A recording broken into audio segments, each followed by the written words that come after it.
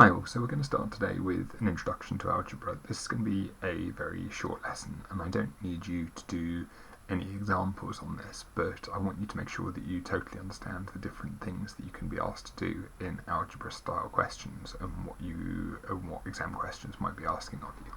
So we look at introducing algebra, so we know that we can use letters to represent unknown values.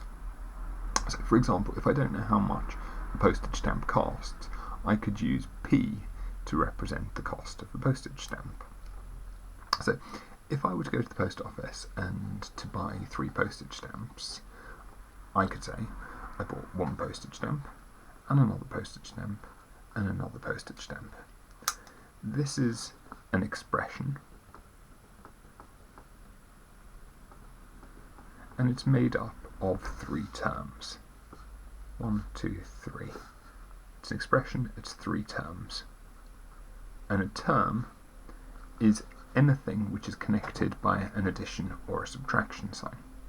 So we could instead have written that as 3p,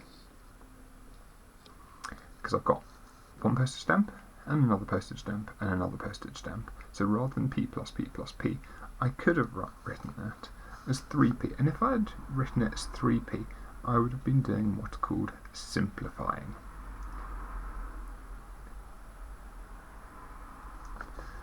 I'm writing this in a simpler way. And again, this is an expression, and it's only, in this case, it's only 1 term. There's no additional subtractions in there.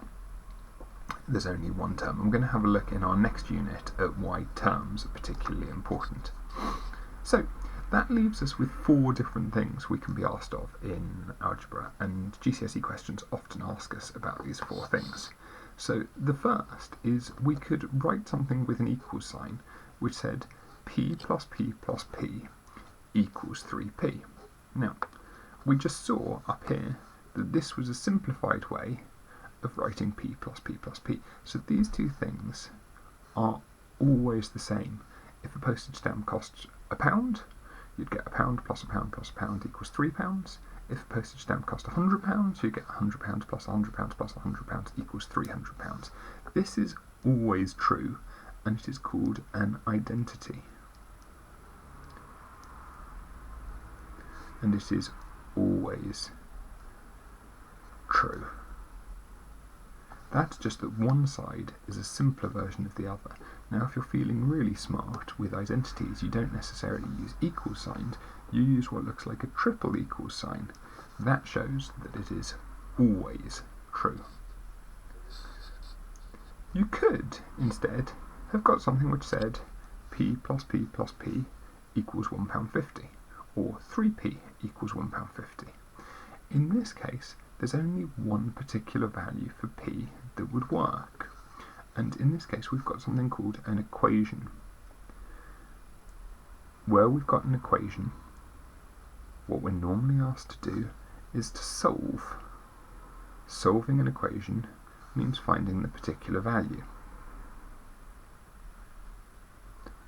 For those of you who are ahead of the game, you would realise that the postage stamp in this case must cost 50p.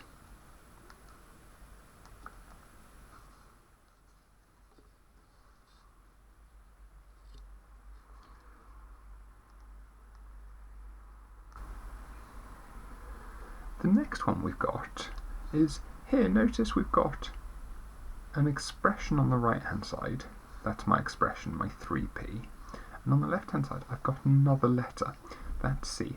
What this is saying is that the cost, the total cost, is going to be 3 times the number of postage stamps when I buy 3 postage stamps. So this is an example of a formula, because what it does is it expresses one unknown in terms of another.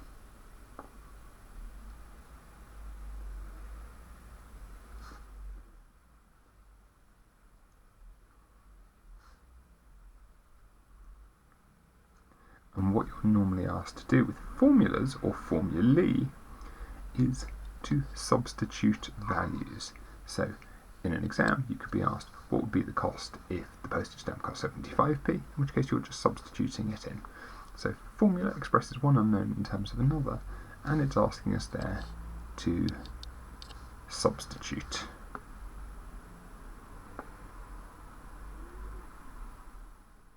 The last one here is what we know of as an expression. Now, an expression is like, in English, a clause. It's only part of a sentence. You can't do anything very much with it unless you connect it to something else with an equal sign. So an expression contains no equal sign.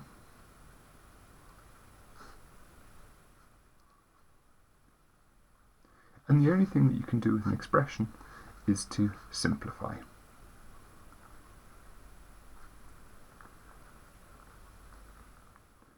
Now, if you've got a firm understanding of those different concepts, the rest of algebra should be relatively straightforward.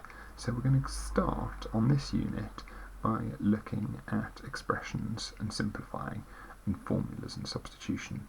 Later on in your GCSE unit, in fact it's chapter 5 I think, we're going to start looking at solving equations.